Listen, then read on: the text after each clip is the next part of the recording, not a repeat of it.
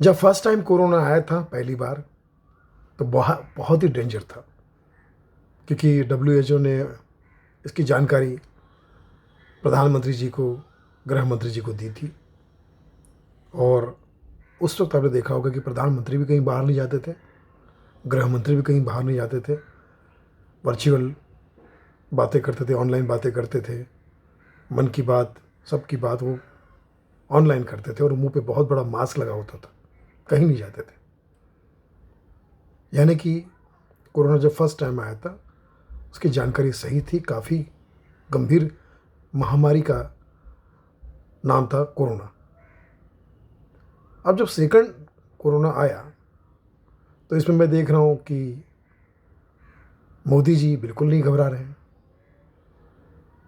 योगी जी बिल्कुल नहीं घबरा रहे हैं, और नियम बनाने वाले हमारे गृह मंत्री साहब वो बिल्कुल नहीं घबरा रहे। पूरा का पूरा बीजेपी जहाँ जहाँ इलेक्शन है वहाँ पर खुल के प्रचार और प्रसार में लगा है, लाखों की करोड़ों की भीड़ में। भीड़ भी मास्क नहीं पहन रही है, सोशल डिस्टेंसिंग नहीं रख रही है, और ये नेता भी नहीं रख रहे हैं। नहीं, मेरा मेरा मतलब ये है पूछने का आपसे, या कहने का, कि ये कोरोना बीमारी अगर वाकई ख़तरनाक होती तो सबसे पहले ये न्यूज़, सबसे पहले ये जानकारी गृह मंत्री को मिलती, प्रधानमंत्री को मिलती, बिल्कुल मिलती। उन्हें ही पता होता ना कि कितनी खतरनाक बीमारी, फिर वही तो देश को बताते ना कि ये बहुत खतरनाक बीमारी है, इससे बच के रहो। जैसे मोदी जी ने पिछली बार लॉकडाउन खुद लगाया था कि एक बहुत खतरनाक बीमारी है, हमें इसे तोड़ना पड़ेगा। इस बार मोदी जी इस लफड़े में पड़ ही नहीं रहे, इस बार अमित शाह इस लफड़े में पड़ ही नहीं रहे, और सारा का सारा बीजेपी इलेक्शन में बिना मास्क लगाए भीड़ में बाकायदा घूम रहा है। चलो, मैं एक तरफ से मानता हूँ कि जनता की फिक्र ना भी हो नेता को, ऐसा मैं मानता हूँ, लेकिन बीजेपी को जनता की बहुत फिक्र है, ऐसी बात नहीं। तो अगर ये खतरनाक होता, जानलेवा होता, तो मोदी जी जो देश के प्रधानमंत्री, हमारे लाडले प्रधानमंत्री हैं, उनको तो उनकी जान की फिक्र होती ना। अमित शाह जी को जान की फिक्र होती ना। आदमी अपनी जान की तो फिक्र करेगा ना कम से कम। तो इसका मतलब कि उनको पता है कि इतनी जानलेवा बीमारी है नहीं, इससे कोई प्रॉब्लम नहीं हो रहा है, जनता के बीच आराम से जा सकते हैं। क्योंकि अगर ये कोरोना छुआछूत की बीमारी होती, फैलती है इस तरह से, तो कोई भी नेता अगर भले रैली में चला भी जाता तो पब्लिक के बीच नहीं जाता, दूर से ही भाषण करके निकल जाता, रोड शो नहीं करता, रैली नहीं करता। तो बिल्कुल प्रैक्टिकल बात पूछ रहा हूँ, मैं आपसे बता रहा हूँ। इसका मतलब ये है कि जो जानकारी इनको कोरोना 2 की मिली है, ये कोरोना इतना खतरनाक नहीं है। आप आराम से भीड़ में जा सकते हैं, आप अपना आराम से काम कर सकते हैं, आप सब कुछ कर सकते हैं। थोड़ा एहतियात बरतने की ज़रूरत है। न केवल बीजेपी, मतलब मैं अपना ममता दीदी भी वही कर रही है, दूसरे जो लेफ्ट वाले, जो भी राइट वाले नेता, राइट और लेफ्ट जो भी है, ठीक है, वो सब वो कर रहे हैं। तो मुझे ऐसा लगता है कि ये बीमारी इनसे ज़्यादा, इन दोनों महा महान लोगों से ज़्यादा किसी को नहीं पता होगा कि क्या खतरनाक है या नहीं। लेकिन जिस तरह से ये बर्ताव कर रहे हैं, मुझे लगता है खतरनाक नहीं है। क्योंकि आदमी अपनी तो चिंता करेगा भाई, अपनी जान की तो चिंता करेगा। इलेक्शन ज़्यादा ज़रूरी थोड़ी है।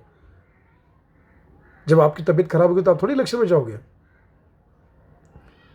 तो ये मीडिया वाले जो है, जो 90% बिकाऊ मीडिया वाले, जिनको पैसा बहुत पहुंच चुका है किसी कोरोना के रिश्तेदारों से, कि भाई माल बेचते रहो, डर क्रिएट करते रहो, जो कि बड़ी चालाकी से काम ले रहे हैं मीडिया वाले भी।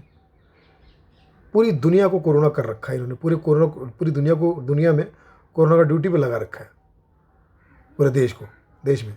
और चुनाव वाले एरिया में कोरोना को छुट्टी पे दे रखा है।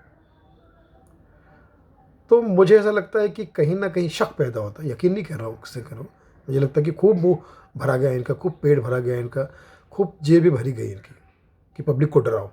क्योंकि डरावना होता तो मोदी जी और हमेशा इतना बड़ा रिस्क नहीं लेते, पब्लिक के साथ भी नहीं लेते, और खुद के प्राण के साथ तो बिल्कुल भी नहीं लेते। 70 साल की, 60 साल की एज है इनकी, ये क्यों इतना बड़ा रिस्क लेंगे? दीदी की, सबकी एज आप देखिए ना।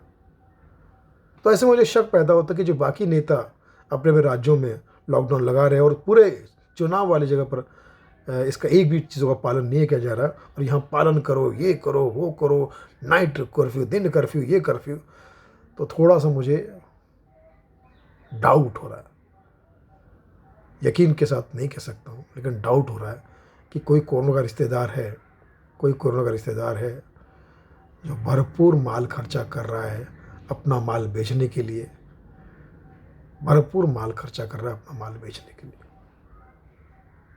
समझ रहा है मेरी बात को?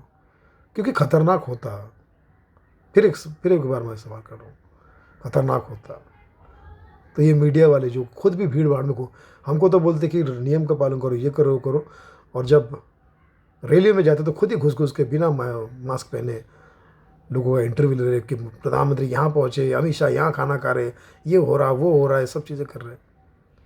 तो मुझे शक पैदा हो रहा है कि कहीं ना कहीं मामला कुछ गड़बड़ है। इसमें मैं मोदी जी और अमित शाह जी को कसूरवार नहीं मान रहा हूँ, वो तो कह ही नहीं रहे कि ये खतरनाक है, वो तो खुद जाके लोगों का हौसला बढ़ा रहे हैं, लोगों के बीच में आ रहे हैं, अपना काम कर रहे हैं, औरों को भी अपना काम करने दे रहे हैं। तो यही इन दोनों से बाकी नेताओं को भी सीखना चाहिए कि खुद का भी काम करो, औरों को भी करने दो। क्यों इतने जनता के हमदर्द अचानक बन गए भाई? अचानक जनता की जान की तुमको कैसे अचानक क्यों पड़ गई भाई? हाँ, कोरोना के रिश्तेदार ने बताया है क्या आपको? थोड़ा सा जनता के हमदर्द बन जाओ। हाँ भैया, ये पब्लिक है, ये सब जानती है, वक्त निकल जाएगा, लेकिन ये ज़ख्म जो है ना, कोई नहीं भूल पाएगा। लोग हॉस्पिटल में भर्ती है, कुछ भी नहीं हुआ है फिर भी भर्ती है, क्योंकि डॉक्टर तो कोरोना के रिश्तेदार हैं ही 90%। ठीक है, कहाँ से लाएंगे खर्चा, कहाँ से देंगे? कमाई अपने बंद कर रखी है। भैया समझा करो बात को, लोग क्रांति कर देंगे, और not for out of anger, only for out of anger, sorry out of hunger. बहुत सोचने की ज़रूरत है। मोदी जी और सभी नेताओं से, तमाम नेताओं से निवेदन है कि अगली बार चुनाव के लिए जब वोट मांगने आए तो अपना पर्सनल नंबर दे देना, क्योंकि बड़े बड़े लोग तो आपसे बात कर पाते हैं, हम गरीब आपसे बात नहीं कर पाता, उसको पता ही नहीं चलता कि मैं किस चीज़ के लिए परेशान हो रहा हूँ, क्यों परेशान हो रहा हूँ। क्योंकि सारी जनता का हक है आप पर, सब आपसे हक से सवाल कर सकते हैं।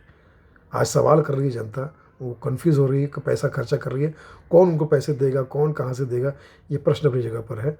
अमित शाह जी, मोदी जी, आप प्लीज़ आइए और पब्लिक को बताइए कि ये बीमारी इतनी खतरनाक नहीं है। हम जैसे अपना काम कर रहे हैं, चुनाव लड़ रहे हैं, आप भी अपना काम कर सकते, लड़ सकते। धन्यवाद, जय हिंद।